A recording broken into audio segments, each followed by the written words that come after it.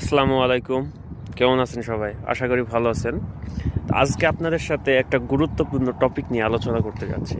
সেটা হচ্ছে অনলাইনে অনেক নিউজে দেখতেছি, বাংলাদেশের অনেকও অনলাইন পেজগুলো আছে যেগুলো দেখতেছি যে সৌদি আরবের ভিসা নাকি বন্ধ হয়ে গেছে, সৌদি আরবের ভিসা বন্ধ হয়ে গেছে। আসলেই কি বন্ধ হয়েছে নাকি বন্ধ হয়নি, এটা আপনাদের জানানোর জন্যই আমার এই ভিডিওটা করা। কারণ আমি সবসময় চেষ্টা করি আপনাদের 100% সঠিক তথ্য দিয়ে ভিডিও তৈরি করার, এবং যাতে আপনারা অনেক হেল্পফুল হন। ঠিক আছে, তা মূলত কোন বিষয়গুলো বন্ধ হয়েছে সেটা আপনাদের জানা প্রয়োজন। তো এটা জানতে হলে অবশ্যই ভিডিওটা আপনাকে পুরোপুরি দেখতে হবে, না হলে আপনি জানতে পারবেন না।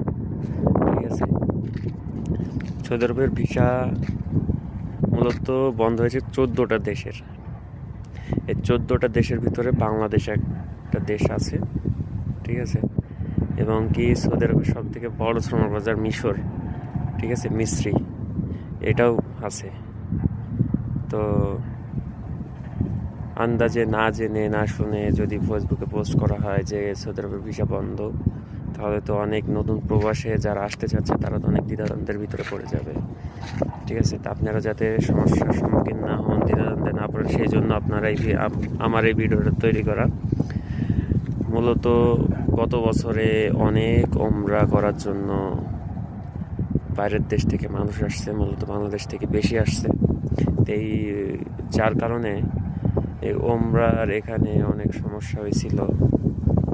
এমনকি এদেশের মানুষও হজ করার জন্য সুযোগ সুবিধা কম পাইছে। এই জন্য এবার মূলত হজ যেহেতু আর 2-2.5 মাস পরে হজ হবে, তো যার কারণেই এই ভিসা বন্ধ করছে, কিন্তু ওয়ার্ক পারমিট ভিসা বন্ধ করে নাই। ঠিক আছে, বন্ধ করছে উমরা ভিসা, বিজনেস ভিজিট ভিসা, ঠিক আছে, ট্যুরিস্ট ভিসা, এই টাইপের ভিসাগুলো বন্ধ করেছে।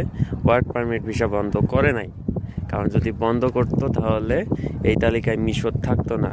ঠিক আছে, যেহেতু মিশর আছে, মিশর হচ্ছে সৌদি আরবের বড় শ্রমবাজার, আর এই ওয়ার্ক পারমিট ভিসা বন্ধ করে দিলে সৌদি আরবের শ্রমবাজার অনেক ডাউন হয়ে যেত। ঠিক আছে, তো আপনারা নিশ্চিন্তে থাকেন, এবং আপনাদের বিদেশ আসার ওয়ার্ক পারমিটের জন্য যারা আসতে চাচ্ছেন যেসব প্রবাসী, তারা আপনার কার্যক্রম করতে থাকেন, আসতে থাকেন, নিশ্চিন্তে আসতে থাকেন। আর এটা আপনাদের 100% শিওর সঠিক তথ্য আপনাদের প্রদান করছি। ঠিক আছে, আমি বর্তমানে সৌদি আরবের রিয়াদে অবস্থান করছি।